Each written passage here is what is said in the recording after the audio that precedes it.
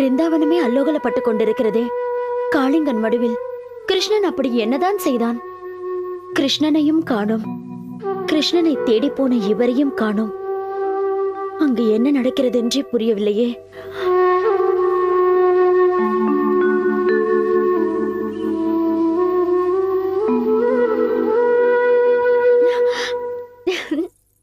கிருஷ்ணா, கிருஷ்ணா, உனக்கு ஒன்றுமாகவில்லையே?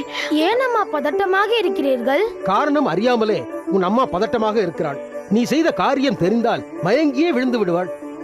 இப்படியெல்லாம் நடக்கும் என்பது அவர்கள் அறிந்ததுதானே. தயவு செய்து இருவரில் ஒருவர் என்ன நடந்தது என்பதை கூறுங்கள். கிருஷ்ணன் கூறமாட்டான், நான் கூறுகிறேன். காளிங்க மடுவில் இருந்த காளிங்க சர்ப்பத்தின் தலையில் ஏறி நடனமாடி அவனை கடலுக்குள் விரட்டிவிட்டு வந்திருக்கிறான் கிருஷ்ணன். கிருஷ்ணா, நீ ஏனப்பா இப்படியெல்லாம்? காளிங்கன் கொடிய விஷமுள்ள சர்ப்பமாயிற்றே, அது உன்னை ஒன்றும் செய்யவில்லையா? அது என்னை என்ன செய்துவிடும்? இளங்கன்று பயமறியாது என்பது சரியாகத்தான் இருக்கிறது. உனக்கு ஏதாவது ஆகிவிடப் போகிறது கிருஷ்ணா. இனி இது போல் செய்யாதே. இருந்தாலும் இப்பொழுது காளிங்க சர்ப்பத்தை நீ அடக்கியதை ஒரு பயிற்சியாக எடுத்துக்கொள். என்ன சொல்கிறீர்கள்? தாங்கள் சொல்வது புரியவில்லை. இதைவிட கொடிய பாம்பு ஒன்றை நீ அடக்க வேண்டியுள்ளது என்று சொல்லுகிறேன். கொடிய பாம்பா? அது எந்த பாம்பு? அது வேறு யாரும் இல்லை, உன் மாமன் கம்சன் தான் அந்த பாம்பு. என்ன சொல்லுகிறீர்கள் நீங்கள்? கிருஷ்ணனின் இது போன்ற பராக்கிரம செயல்கள் கம்சனின் அடிவயிற்றை கலக்க ஆரம்பித்து விட்டது என்று நினைக்கிறேன். அதனால்தான் அவன் என்னை அவசரமாக அழைத்திருக்கின்றான். எதற்காக இந்த அழைப்பு? வேறெதற்கு? என்னை வைத்து உன்னை மிரட்டத்தான். அப்படியானால் நீங்கள் போக வேண்டாம், நானே போகிறேன். வேண்டாம் கிருஷ்ணா. ஆபத்து என்பது உனக்கு வந்தாலும் எங்களுக்கு வந்தாலும் ஒன்றுதான். நான் போனால் விவாதத்தோடு முடிந்துவிடும். நீ போனால் விபரீதமாகிவிடும். கம்சன் பொல்லாதவன்.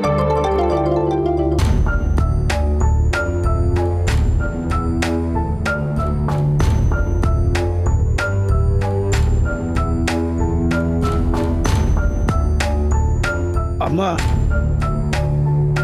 அம்மா, அம்மா ஒன்னதாமா? அம்மா, நீ காலையில இருந்து எதுவுமே சாப்பிடவே இல்லை, சாப்பிடவாமா? எனக்கு வேண்டாம். என்னம்மா அது? நீ இப்படி சொன்னா என்னம்மா அர்த்தம்?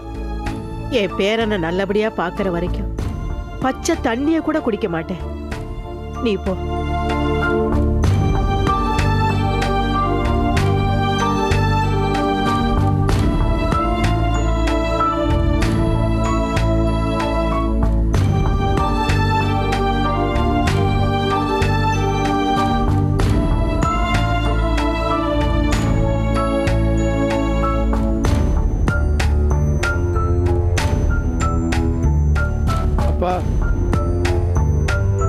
அப்பா, மணி ராத்திரி 11 ஆச்சு, சாப்பிடவாப்பா?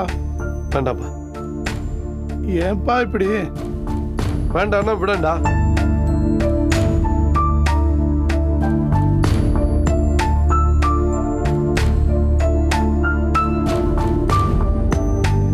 ராணி,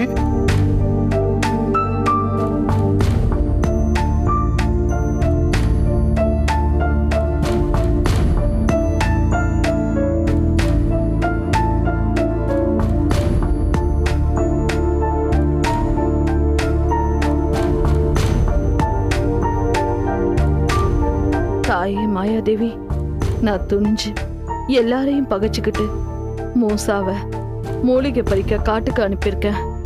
தயவு செஞ்சு அவனை ஒன்றும் பண்ணிடாதம்மா. என் பிள்ளைய நல்லபடியா திருப்பி அனுப்பி வைமா. நான் ஒன்னதான் நம்பியிருக்கேன்.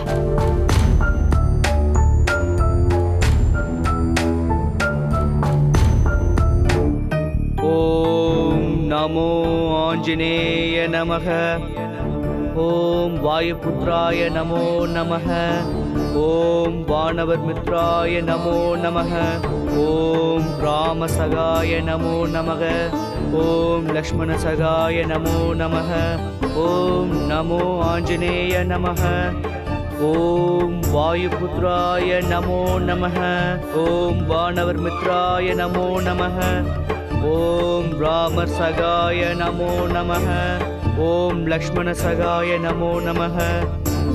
ஓம் ஆஞ்சநேயாய நமோ நமக. ஓம் வாயுபுத்ராய நமோ நமக. ஓம் வானவர் மித்ராய நமோ நமக. ஓம் ராமர் சகாய நமோ நமக. ஓம் லக்ஷ்மண சகாய நமோ நமக. ஓம் வாயுபுத்ராய நமோ நமக. ஓம் நமோ ஆஞ்சநேயாய நமோ நமக. ஓம் வானவர் மித்ராய நமோ நமக. ஓம் நமோ ஆஞ்சநேயாய நமோ நமக. முன்னொரு நாளில் சந்தித்த பூத பாலகனே மூசா,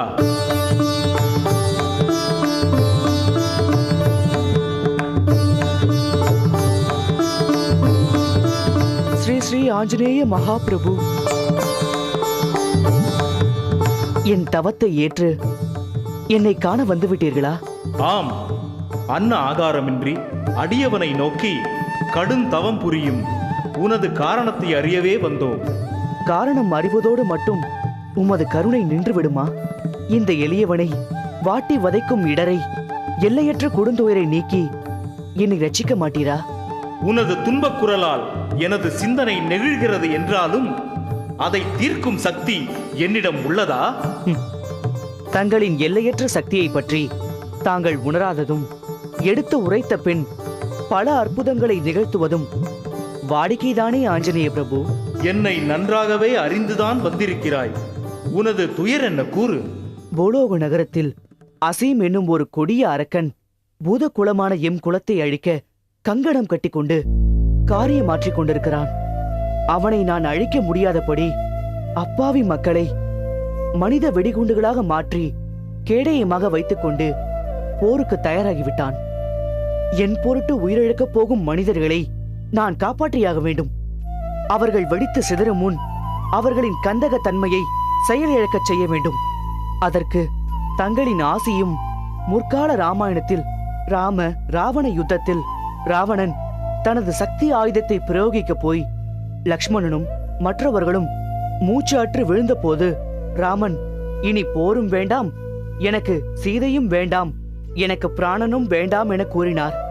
அப்பொழுது வானர சிரேஷ்டரான சுசேனன் தங்களை அழைத்து இமயமலை தொடரில் ரிஷிய பர்வதத்துக்கும் கைலாய பர்வதத்துக்கும் இடையே உள்ள சஞ்சீவினி பர்வதத்தில் வளர்ந்துள்ள விகல்ய கர்ணி என்னும் மூலிகையை கொண்டு வந்து லக்ஷ்மணன் உள்ளிட்டோரை குணப்படுத்து என்று கூறினாரே.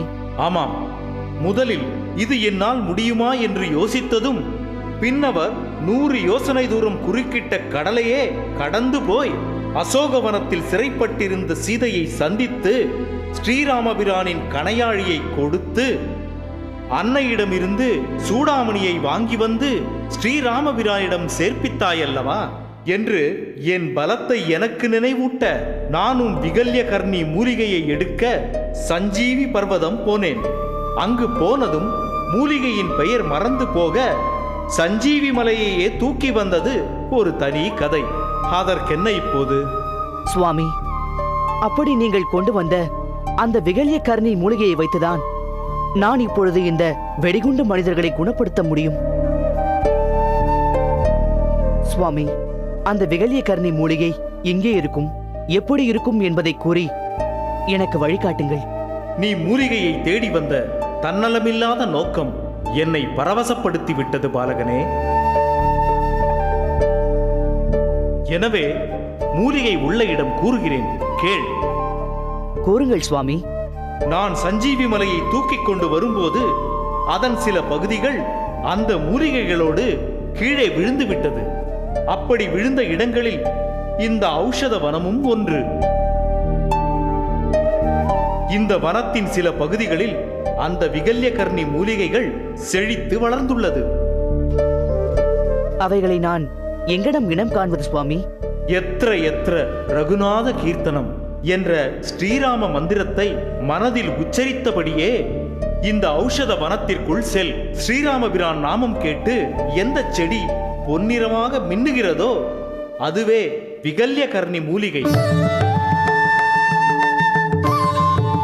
அவற்றை பறித்துக் கொண்டு போய் பாதிக்கப்பட்ட மானிடர்களை குணப்படுத்துவாயாக. நலம் உண்டாகட்டும். மிக்க நன்றி ஆஞ்சநேய பிரபு. மனம் மகிழ்ந்தேன். வருகிறேன்.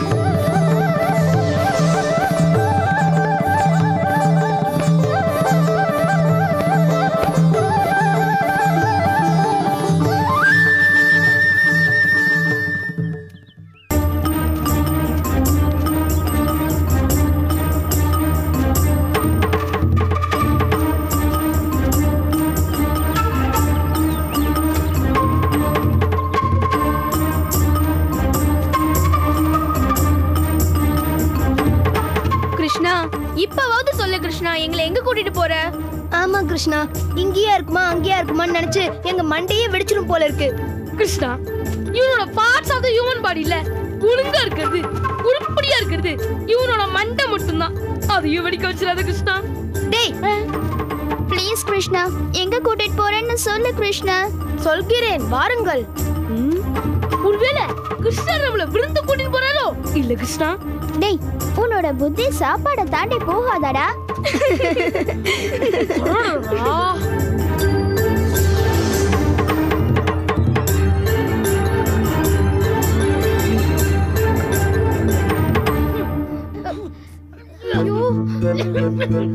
என்ன கிருஷ்ணா இப்படி நாறுது? கிருஷ்ணா, எங்க ஊர்ல பிரியாணிய 3 நாள் கழிச்சு தொடர்ந்தா இந்த நாத்தம் தான் அடிக்கும். எப்பா கப்பு தாங்க முடியலையா? இதற்கு காரணம் அதோ அந்த புகை. என்ன புகை கிருஷ்ணா இது? புகை போல் இருப்பது புகை அல்ல, கம்சன் என்னை கொல்ல அனுப்பிய அஷ்டகாலங்கிற அரக்கன். பயப்படாதீர்கள், அவனை நான் பார்த்துக் கொள்கிறேன். என்ன கிருஷ்ணா அது? அஷ்டகாலங்கிறது ஒரு புது பேர் மாதிரி இருக்கு. ஆமா, இப்போ இது ரொம்ப முக்கியம். முக்கியம்தான் பாலு. அதாவது கௌரி, எல்லோரும் ஒருவராக ஒரே ஒரு இடத்தில் நின்றுதான் போரிடுவார்கள். ஆனால் இந்த அஷ்டகாலனோ 8 உருவங்களாக பிரிந்து 8 திசையில் நின்று போரிடுவான். எனவேதான் இவன் அஷ்டகாலன் என்று அழைக்கப்படுகிறான். இவனை இளைய கம்சன் என்றும் அழைப்பார்கள். அப்படிப்பட்டவனை அவனை கொல்ல அனுப்பிச்சிருக்காங்க. டேய், கேள்வி கேக்குற நேரமாடா இது? வைத்த கலகுது, வாங்கடா போயிடலாம். ஓட வேண்டிய அவசியமில்லை, ஒதுங்கி நின்று வேடிக்கை பாருங்கள். எனது ஆயுத பிரயோகத்தை உங்களுக்கு காட்டவும், அஷ்டகாலனை அழித்துவிட்டு அதை உங்களுக்கு தரவுமே உங்களை நான் இங்கே அழைத்து வந்தேன்.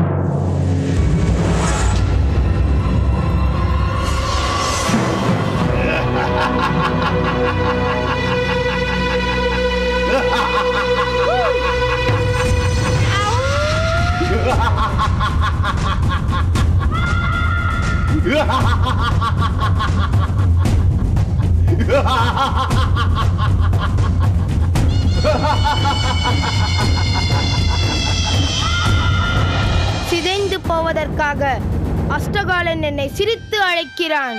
இங்கேயே இருந்து வேடிக்கை பாருங்கள்.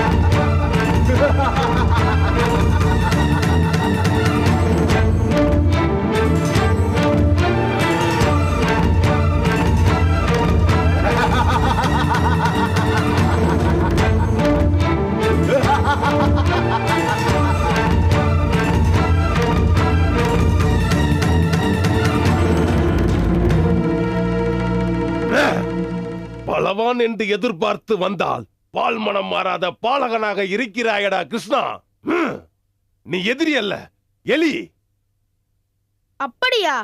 இப்பொழுது பார், நான் எலியா இல்லை புலியா என்று தெரியும்.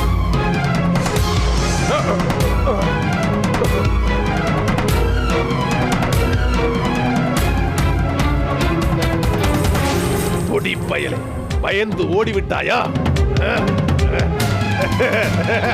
நான் உன் தலைமேல் நிற்கிறேனடா.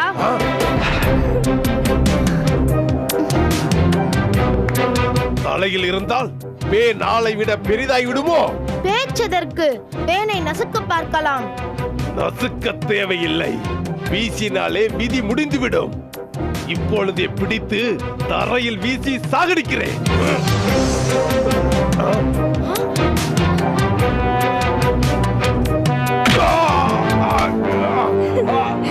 அது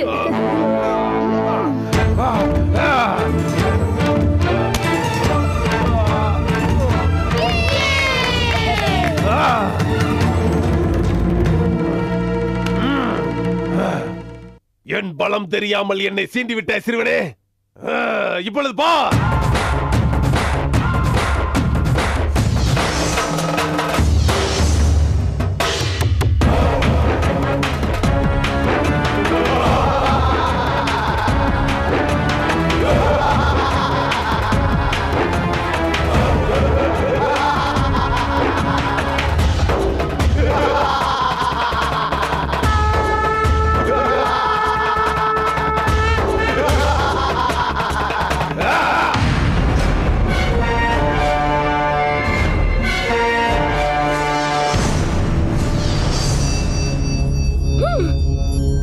இந்த அரக்க ரொம்ப தான் டகால்டி காட்டுறாயா.